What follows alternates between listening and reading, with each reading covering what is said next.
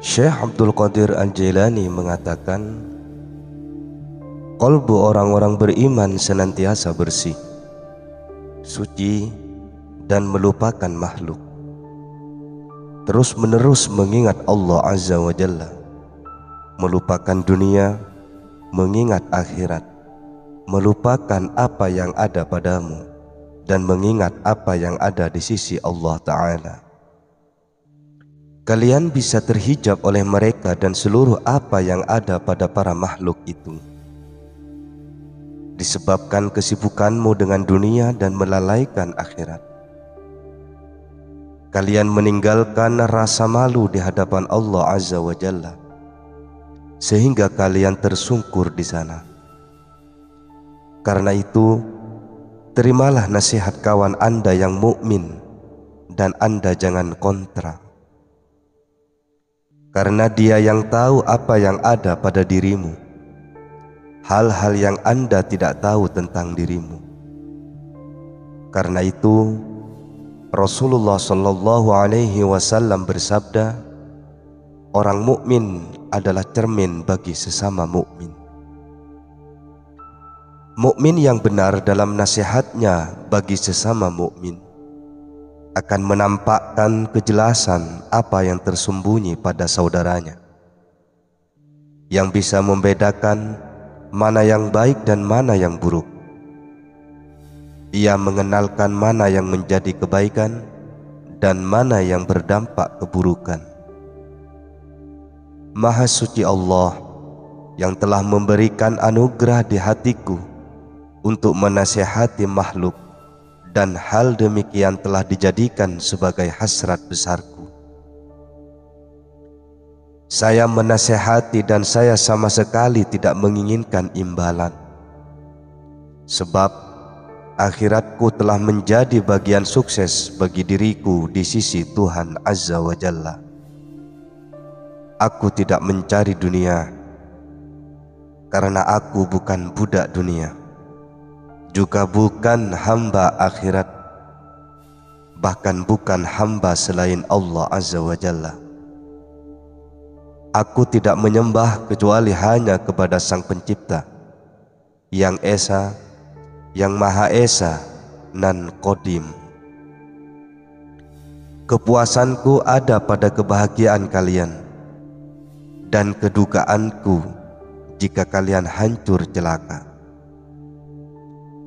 Jika aku melihat murid yang benar dan benar-benar telah meraih kemenangan melalui diriku, aku merasakan kepuasan dan kelegaan, bahkan kegembiraan, karena bagaimana hal itu terjadi melalui diriku.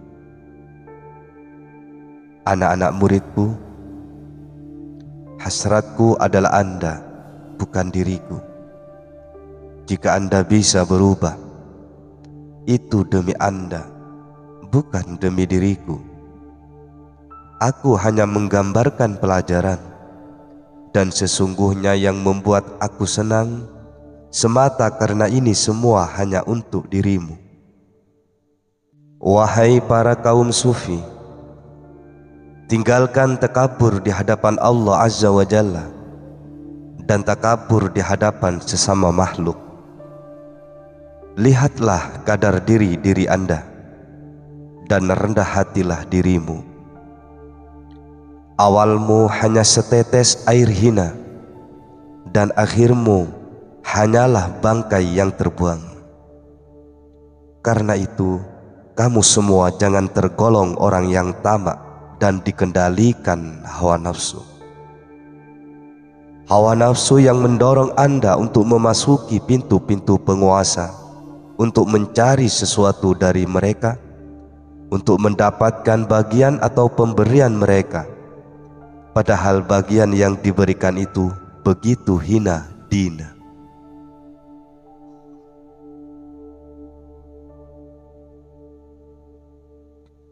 Kanjeng Nabi Muhammad sallallahu alaihi wasallam bersabda, siksa paling dahsyat dari Allah Azza wa Jalla pada hambanya adalah ambisinya si hamba untuk meraih apa yang tidak dibagikan padanya. Betapa celakanya, wahai orang bodoh, terhadap takdir dan bagian dari Allah. Apakah kalian menyangka bahwa generasi dunia ini mampu memberikan bagian pada kalian hal-hal yang bukan bagianmu? Tetapi Anda perlu ingat bahwa was-was atau godaan syaitan yang terus menggoda ke alam dan hati Anda sampai Anda tidak lagi menjadi hamba Allah Azza wa Jalla dan menjadi hamba diri Anda sendiri, menjadi budak nafsu dan syaitan Anda, menjadi budak naluri, harta dan uang Anda. Hati-hatilah mana tempat kemenangan dan kebahagiaan sampai Anda mampu menempuh jalan ubudiyah Anda. Di antara para ulama sufi mengatakan, siapa yang tidak mengenal tempat kebahagiaan hakiki pasti tidak pernah bahagia. Anda mengetahui tempatnya, tetapi Anda hanya mengenal melalui kedua mata kepala Anda, bukan dengan mata hati dan rahasia batin Anda.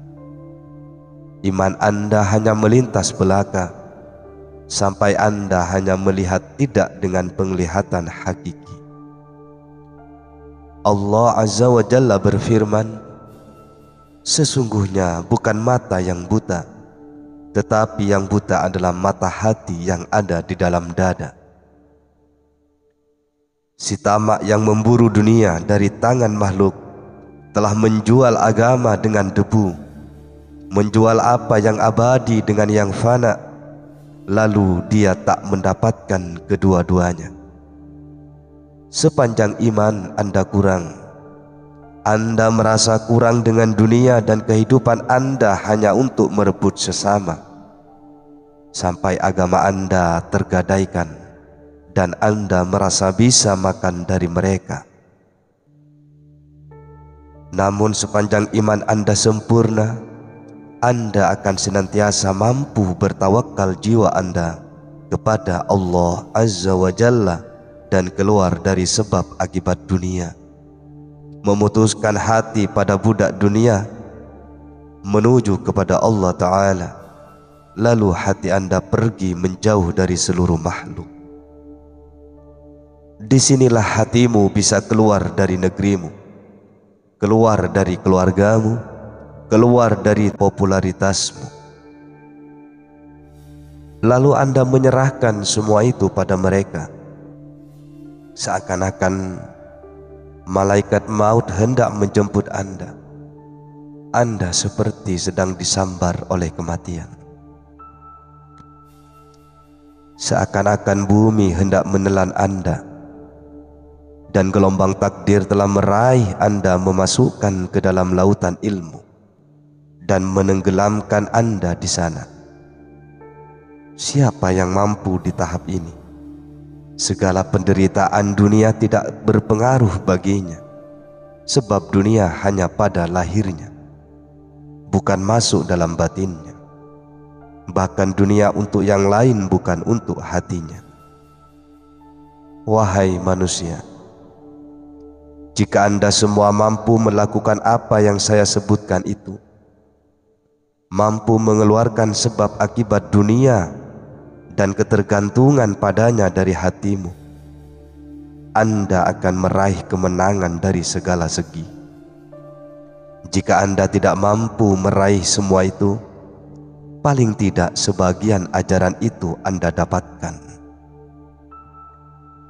Nabi kita Shallallahu Alaihi Wasallam bersabda, kosongkan dirimu dari problema dunia semampu atau semaksimalmu. Anak-anak muridku, jika kamu sekalian mampu mengosongkan hatimu dari dunia, lakukanlah. Jika tidak, maka cepatlah larikan hatimu menuju kepada Allah Azza wa Jalla.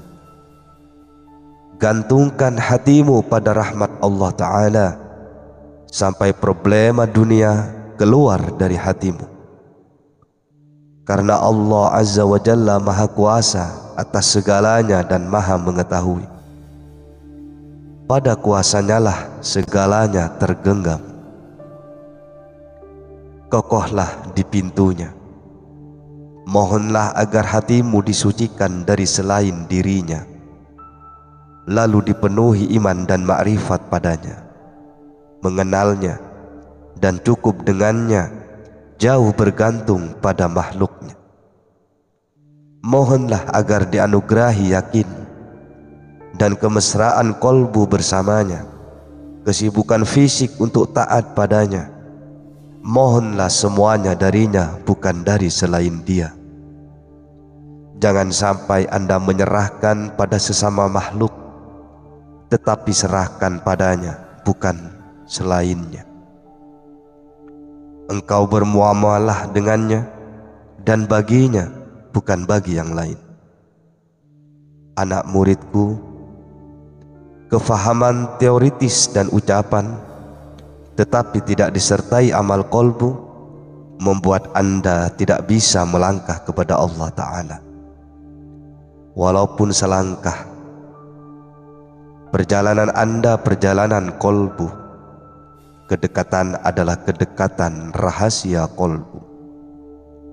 Amal sesungguhnya adalah amal hakiki disertai disiplin pada aturan syar'i dalam gerak fisik badan kita, dan tawaddu, rendah hati kepada Allah Azza wa Jalla dan kepada para hambanya. Siapa yang mengukur dirinya dengan hasrat diri sendiri, maka tidak akan dapatkan ukuran besar.